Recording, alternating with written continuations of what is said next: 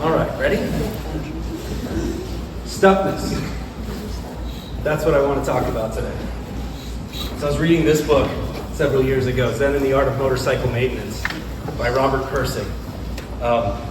And that line, like, it's a good book. The whole thing's good. But in chapter 24, that line really jumped out at me. I'd never really, seen, stuck is kind of, it's this adjective, but now he's nounified it by putting the ness on the end of it. It gave it a weight that got my attention. So this book was written a couple of years before I was born. And on its surface, it has nothing at all to do with software development. But in that chapter that I'm going to talk to you a lot more about, there are some ideas right in the heart of the book there that desperately belong in our conversations about software development. Hi, I'm John. I've been a software professional for about 20 years. Here's me 20 years ago as a developer. My first job, I had a corner office, and that's because there were 4 people in the company and we all had a corner office. So I was also a software architect, and I did it for 5 years. I still don't know what exactly that means. These days, what I do, I can mostly sum up as nerd coach, and that involves a fair amount of this sort of thing. I'm currently consulting with Industrial Logic. You may know us as the Modern Agile people. And here are some of the books that have changed me. This one right here. That's what we're going to talk about today. Zen and the Art of Motorcycle Maintenance, written in 1974. This is the author and his son. The book it's got this sort of mid-century East meets West motorcycle, father-son motorcycle cross-country trek philosophy novel. So they've got there's this narrative of this father and son. Sometimes they have company on the road, sometimes it's just the two of them, and they're just biking across the country. One scene might have them scratching out letters to home in a Greasy Spoon diner. Next thing they're camping at the side of the road, eating beans out of a can around a fire. And there's just these lovely vignettes of just stuff, and they're sort of having interesting conversation, a lot of slow character development, good stuff. And that would make a pretty nice book on its own. But the author intersperses with this narrative just these essays that aren't about the narrative at all. They don't even really connect solidly to it, but he calls them shitakus, and they're kind of philosophical deep dives. And they could also make a good book on their own. And he's woven this thing together. A couple of themes emerge. One is juxtaposition in the structure of the book itself, the two stories against each other. And there's juxtaposition right there in the title, Zen and the Art of Motorcycle Maintenance. So if we work backwards, motorcycle maintenance, that's pretty straightforward. You're working on your bike, right? I don't have a motorcycle, so I couldn't relate directly, but I've been known to fix a thing occasionally. Art. Probably nobody in this room has this the same definition of art as other people, but you know it when you see it. You have a good sense of what it is and what it isn't to you individually. So what about this one? Does anybody know what this one is? So in maybe an inadvisable move, I did a Google image search to try to answer this question. And of course, none of these things is Zen. Zen is not a soy-free, dairy-free, gluten-free chocolate pudding that you can pick up at Whole Foods. Not Zen. There is Zen in this picture, but then some jerk stacked rocks in a very anal retentive way right in front of it. The whole thing. And as a general rule, if there are yoga pants involved, probably not Zen. Nothing against yoga pants, just not Zen. So on the other hand, if you show up on this guy's ratty ass porch with a packed duffel bag and your burial money, ready to lay down your life for Project Mayhem, he takes a look at you and says, "You're too old, too fat, fuck off." That feeling that you might feel right after that, that's a little more Zen. But not quite.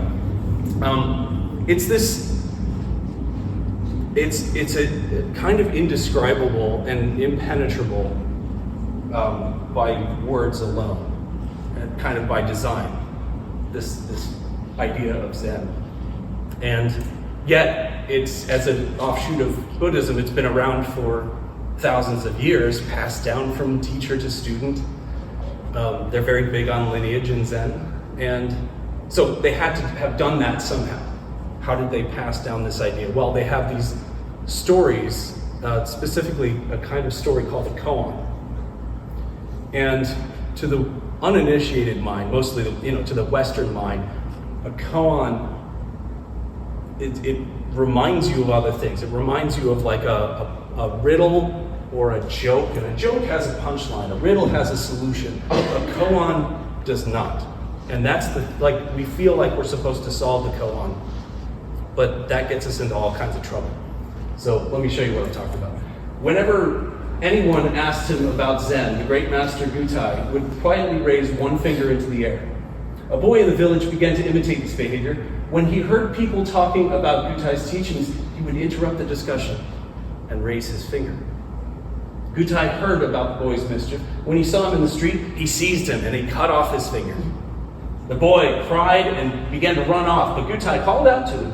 When the boy turned to look, Gutai raised his finger into the air. At that moment, the boy became enlightened. What? So this guru type dude, right? Like this kid is basically being a kid, right? He's making fun of the guru, and the guru maims him for life, and then makes fun of him because guru presumably has all 10 fingers, right? He holds up, hey, look what I got, and that is the boy's enlightenment. So this moment where you're trying to figure it out, you're trying to sort it out, you're trying to find the punchline, the solution. How is this a good thing? How has he made this kid's life better? Stop in that in-between space while you're trying to work it out. That's as close to explaining Zen as I can get in a couple of minutes. And it's not, it's kind of apropos that I found this on a blog called Thank You, You Zen Asshole. If somebody gets it. So Zen is this cross-eyed void of reason. So you might recognize this feeling from your adventures as a software developer. I find it interesting that Zen is commonly mistaken for a religion when it's actually more of a psychological practice. And software development is commonly mistaken for an engineering practice when it's also kind of a psychological practice. I mean, we don't even agree on what we call ourselves, right? Developer, it's got this kind of soft, coaxing forth kind of thing to it that's appropriate for a lot of what we do. It's sort of like, I am a gardener and I'm raising things that grow themselves out of this. And then on this side, I'm an engineer, I'm a scientist. It's got a predictable, precise rigor to it. It's scientific. It's either 0 or 1, and you can make a case. The reason we argue about this is you can make a good case for either side of that equation. But it doesn't, whichever end of this you hold, you pick it up from. Sometimes your code just doesn't work. Case in point, I was on a team, this is years ago now, but we were building a React app, and the Tiger team, kind of all the great minds in the organization had come together to build this new product, and it was very exciting. And it was super, you guys know the second system problem. The second system you build has everything you ever wanted in the first but couldn't have. So we kind of threw everything at it. It had, in any case, the most exciting thing about the beginning of this project was we were not going to write a login page. We were not going to have to write that damn form again and again. We were just going to hook into an OAuth provider, Azure AD B2C, because Microsoft is super good at naming things. And we were going to wire that into a React front end, right? And we were so excited on the day we weren't going to write the login page that we just went straight to NPM and we Googled or we npm'd React Azure ADB to C, and lo, there was a package with those exact terms hyphenated. So we pulled that down and installed it and started wiring the bits together and like got it, okay, this goes here, that goes there. When we fired up the browser and it's blank. Okay, so we killed the app. All right, nobody gets it right the first time. Let's go fiddle with this, put this over here, call the guy in the, oh, we need that ID. Okay, let's put that over here now. Fire it up again. Okay, it's still blank. So, it's probably gonna have it fixed in like an hour or so. But 3 days later, our foreheads had gentle dents in them from banging them on the desk. And not only were we struggling with the problem of how do we make the software work, but how do we tell the people outside of the team room what's been going on? They were expecting the login page 3 days ago. We're stuck. We're certainly not the Tiger team anymore.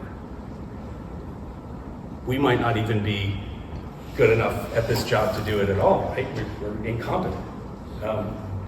And there's no page in the docs for that when you're stuck. There's nothing on Stack Overflow that's going to get you out of a moment like that. You're at this place where there's no next thing to try. And I mean, the problem must be somewhere in the computer, right?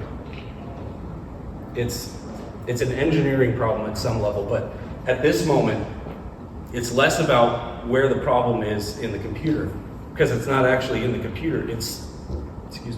The problem is in our relationship with the problem. And again, this book, it's not about software at all. But the author narrates this tangibly. A screw sticks, for example, on a side cover assembly. You check the manual to see if there might be any special cause for the screw to come off so hard, but all it says is remove side cover plate in that wonderful, terse technical style that never tells you what you want to know. There's no earlier procedure left undone that might cause the cover screws to stick. Your mind was already thinking ahead to what you would do when the cover plate was off. And so it takes a little time to realize that this irritating minor annoyance of a torn screw slot isn't just irritating and minor. You're stuck, stopped, terminated. It's absolutely stopped you from fixing the motorcycle. This isn't a rare scene in science or technology. This is the commonest scene of all. Just plain stuck. In traditional maintenance, this is the worst of all moments. So bad that you have avoided even thinking about it before you've come to it. This is the zero moment of consciousness. Stuck. No answer. Honked. Kaput. It's a miserable experience emotionally. You're losing time. You're incompetent. You don't know what you're doing. You should be ashamed of yourself. You should take the machine to a real mechanic who knows how to figure these things out. Show of hands, please. Who here has never felt like this? Before you two, but there's that. Who here's only felt like this once? So we have this professional shame, incompetence, and we're miserable, and we feel alone in it. But we're all alone in it together. I didn't see a single hand go up. So, why does this happen? I thought software engineering was full of smart people. Like, why can't we just type the next line of code? Why can't we figure this out?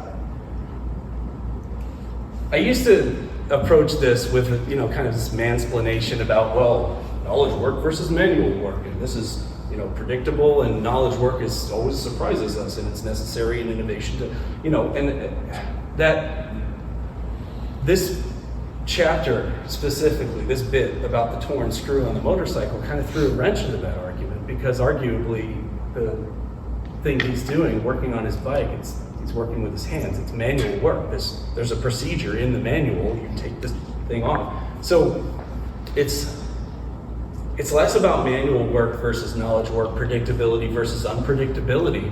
Just sometimes it's not going to work. And it's not necessarily a property of the kind of work you're doing, but of us and our relationship to it.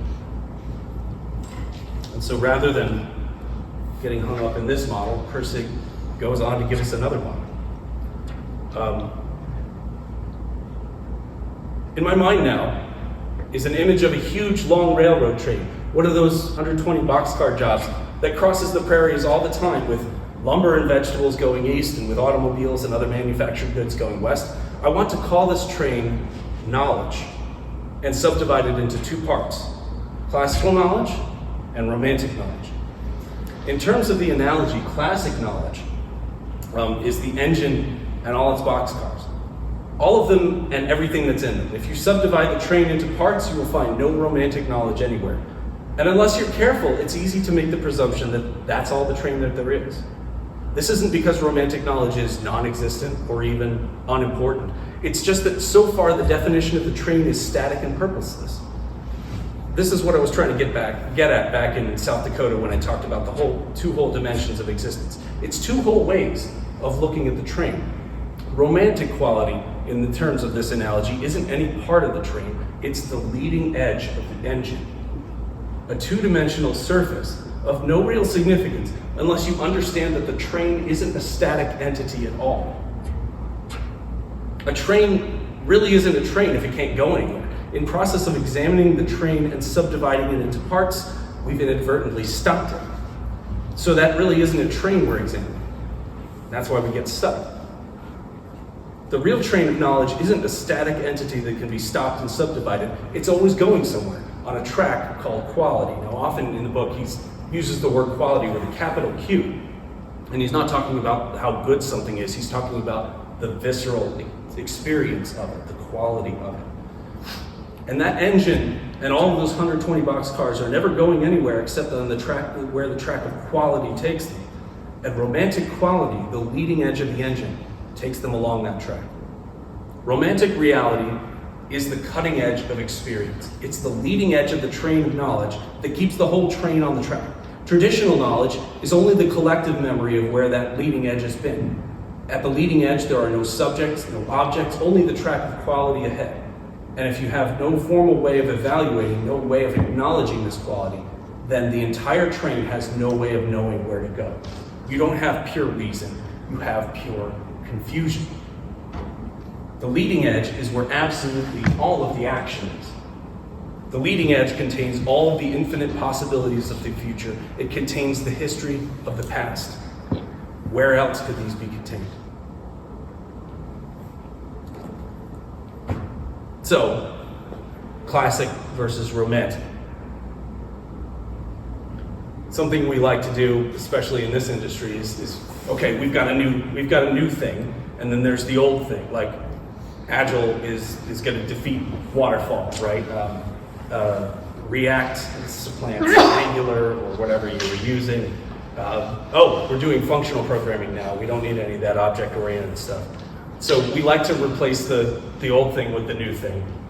And in this case, I guess classic knowledge is old and busted and romantic is the new hotness. But that's not at all, I think, what Pirsig wants us to do with this model. I think, we need to balance classic and romantic. But we do have to admit that we've been skipping leg day on the romantic side, I think, particularly in Western culture. We like to take the train apart into the boxcars and say that's the train. So basically we don't dismiss the classical way of looking at things. It's gotten us very far, but we have to balance it out. Here's another example that I like to think of. This is a classical view of time. Great Twitter account, by the way, very informative. So this green part over here, that's the past. That's the time that was in the past, that we've already done that part, right? And there's a certain length to it. And then there's, the black part that's yet to come. That's in the future. Where's the present moment? The present moment is this edge right here, this nothing, where the two meet. This infinitesimal juncture where the future flows into the past, or the past becomes the future, depending on which hand you write with. And that, this is how a lot of us view time. I mean, this is pretty familiar, right? This makes sense, yeah? Here's a romantic view of time. Now, I've kept the color coding the same, so you can sort of line them up. There's the past, and there's this blob over here is the future. And the present is the whole slide. Because where's the quality of the past and the quality of the future? Where do we experience these things? Right here. You've never tasted anything yesterday. You've never had a memory tomorrow. You might, you will, but then it'll be the present, and you're having a memory in the present moment about the past. So the past contains all this, this evidence of the past, that we've been here, done stuff, made stuff, but it's here in the present with us, and all of our hope and anxiety and plans for the future, those are here. So it's about where the experience is. So anyway, I promise this has anything to do with being stuck, let alone writing code. Okay, finally, let's get back to that screw. Let's consider a reevaluation of the situation in which we assume that the stuckness now occurring, this zero of consciousness, isn't the worst of all possible situations, but the best possible situation you could be in. After all, it's exactly this stuckness that Zen Buddhists go to so much trouble to induce through koans, deep breathing, sitting still, and the like. Your mind is empty. You have a hollow, flexible attitude and a beginner's mind. You're right at the front edge of the train of knowledge, on the track of reality itself. Consider for a change that this is a moment not to be feared, but to be cultivated.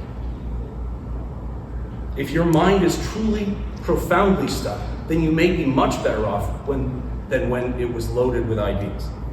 The solution to the problem often at first seems unimportant or undesirable, but the state of stuckness allows it in time to assume its true importance. It seems small because your previous rigid evaluation, which led to the stuckness, made it small. Normally, screws are so small and cheap and simple that you think of them as unimportant, but right now, your quality awareness becomes stronger, and you realize that this one individual particular screw is neither cheap nor small nor unimportant. Right now, this screw is worth exactly the selling price of the whole motorcycle. With this reevaluation of the screw comes a willingness to expand your knowledge of it. The fear of stuckness is needless, because the longer you stay stuck, the more you see the quality reality that gets you unstuck every time. What really has been getting you stuck is the running from the stuckness through the cars of the train of knowledge, looking for a solution that's out in front of the train. Stuckness shouldn't be avoided. It's the psychic predecessor of all real understanding.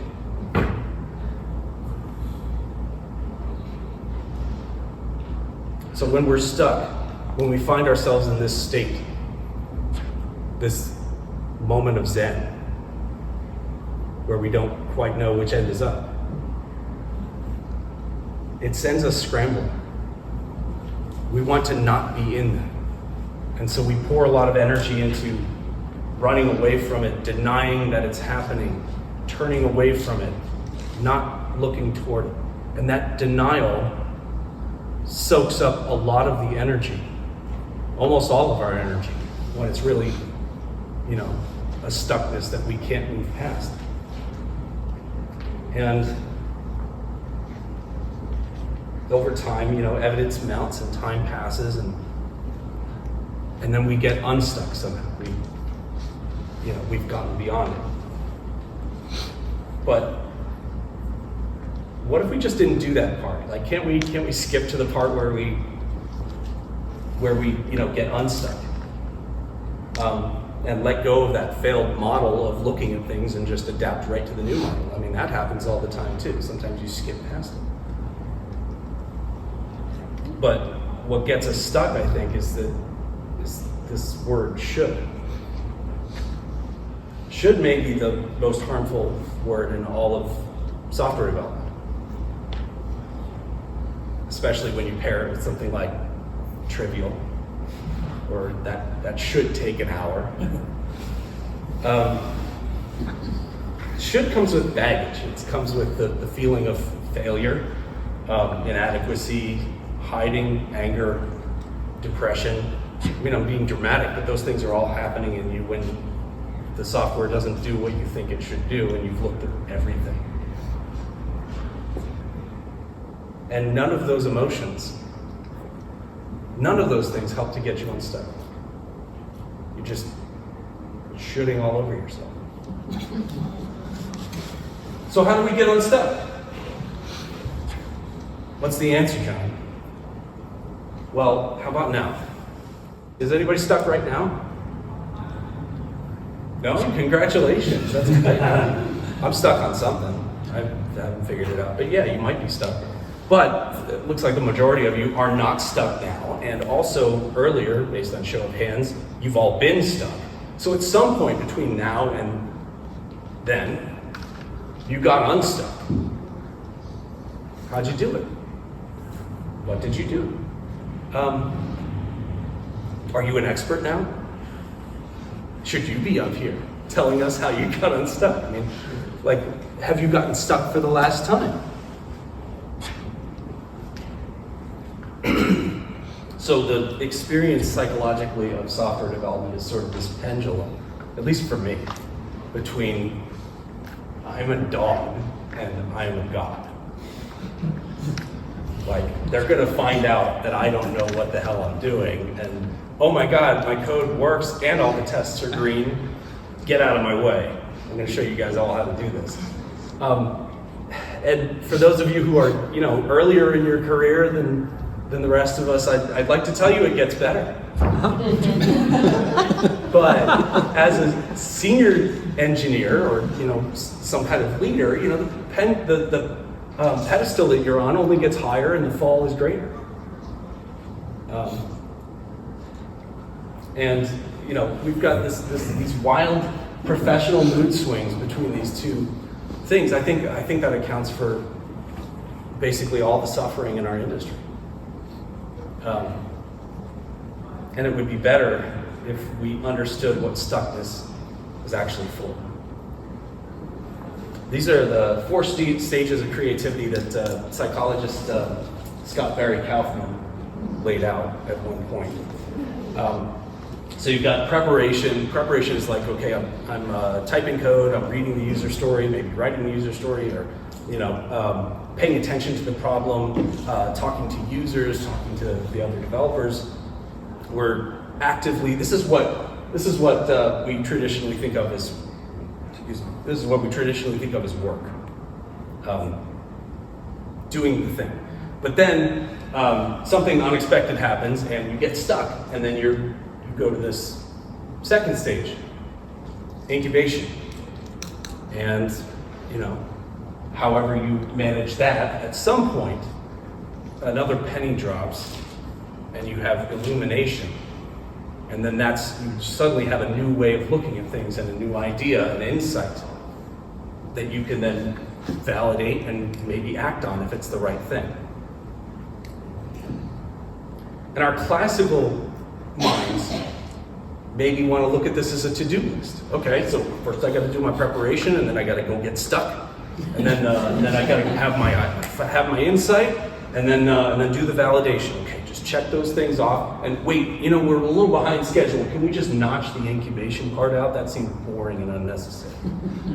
It's not a to-do list. It's not a thing that you can choose. This is a map of a territory that we usually walk blind. Right? So there's not a part of this that we can skip. This is just what generally happens as we're going through the cycle of solving problems and doing knowledge work, or in this case, maybe fixing a motorcycle.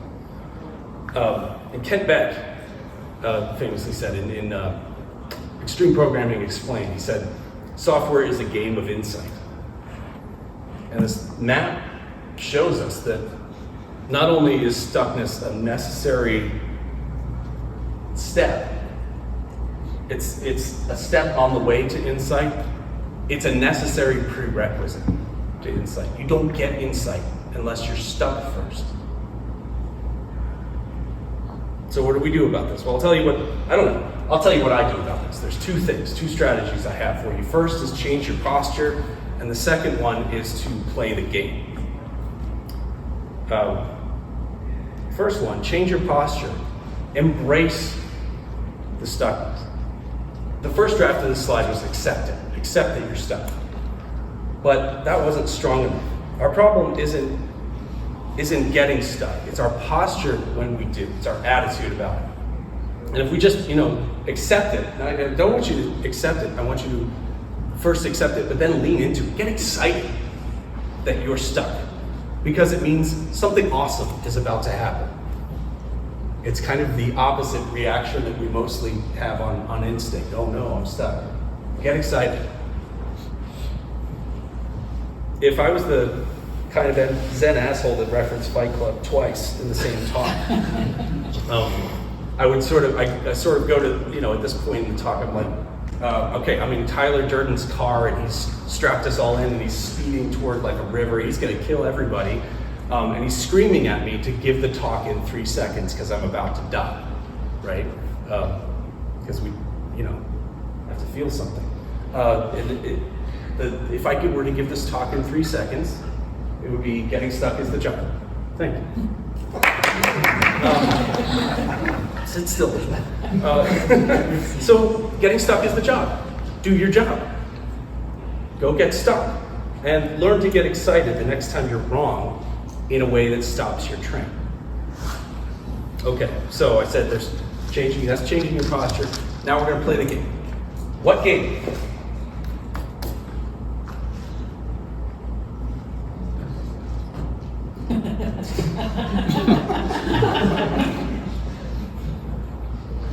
Peekaboo. Peekaboo is the game. The game. It's probably the first game you played as a baby, and it might be the last game you played. I don't know. Sounded like I was going somewhere. Anyway, peekaboo. I stole this bit, by the way, from Alan Watts, and he does it much better. But essentially, peekaboo is everywhere. We breathe out, we breathe in. Our eyes are open, but we blink. We wake up in the morning, we go to sleep at night. There's ones, there's zeros, tides go in, tides come out, there's winter, there's summer. Everything is peekaboo. And usually if you're miserable, if you're suffering, you're on one side or the other too much. There's not enough going back and forth. Sort of like with classical romantic reasoning, you overdo one and neglect the other. You take 3 breaths in and 1 breath out, and you feel like your chest is going to explode, and you wonder why. So here are some specific ways that I've learned to play peekaboo professionally. So first, think about it with your front brain, but then let your back brain chew on it too. Don't do one more than the other, I think. Remember in Kaufman's stages, these are the first 2 stages. This is preparation, that's incubation. Classical reasoning is really good for preparation because you can break it down into all of its parts and load in the parts and get it in your conscious mind.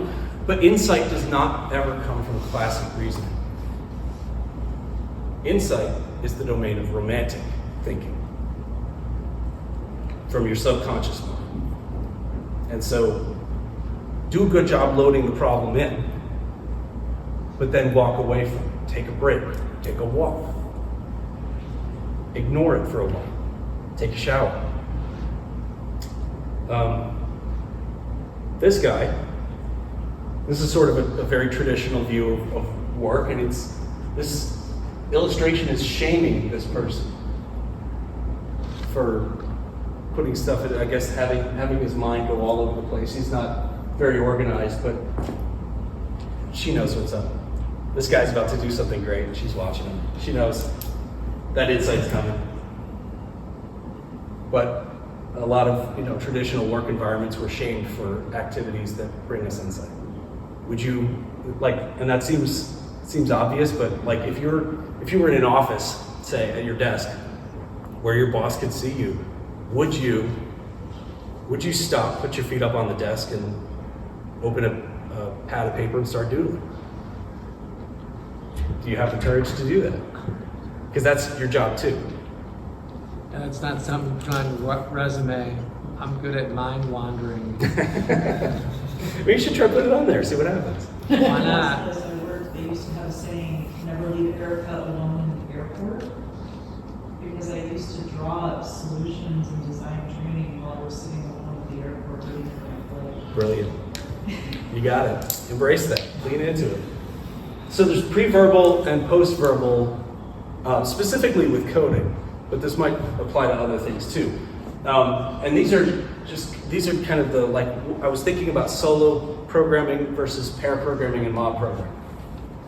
Pre-verbal is when you're by yourself and you don't necessarily put most of your thoughts into words before you act on them. And there's that kind of quiet, deep work sort of thing that frankly, most programmers think they need to be here all the time.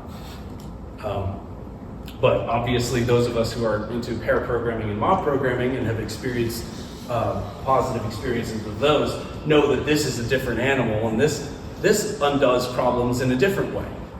And it's not that one is better than the other. It's that these are two different ways, two different postures to oscillate between on the same problem. There aren't like tasks that are good for solo work and tasks that are good for plural work. It's that they make you see different things about the problem when you have to put it into words before somebody takes action on it, or if you skip that step, it just works different. Work and rest. If you get a paycheck for a knowledge workshop, that paycheck is for the quality of attention that you pay to the problem that your organization is solving. And if you work more than 40 hours, never mind the problems that it causes for you personally and as far as work-life balance and health and everything, if you work more than 40 hours a week, more than 8 hours a day, you are ripping off your employer. Because the dramatic drop in quality after that limit is so steep that you're probably doing more harm than good. So oscillate here, oscillate well. Go home at 5 or whatever, take your weekends.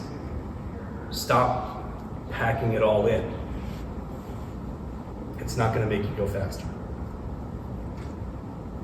I'm not a Buddhist, but it would be an understatement if I said that I thought the Buddha wasn't onto something.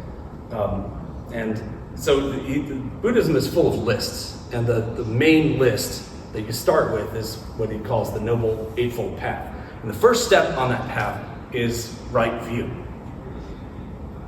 And if the Buddha was like a modern productivity influencer on TikTok, he probably renamed this right mental model or right mindset or something slightly hipper. But essentially, it's you're not going to get very far if you don't see things as they are.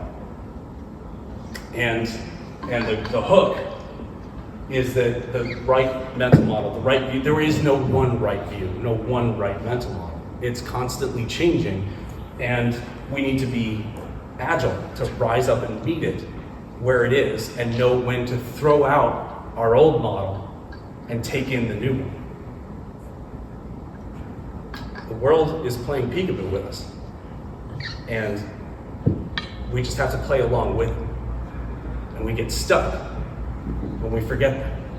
And that should be enough to get you unstuck from just about anything. Thank you.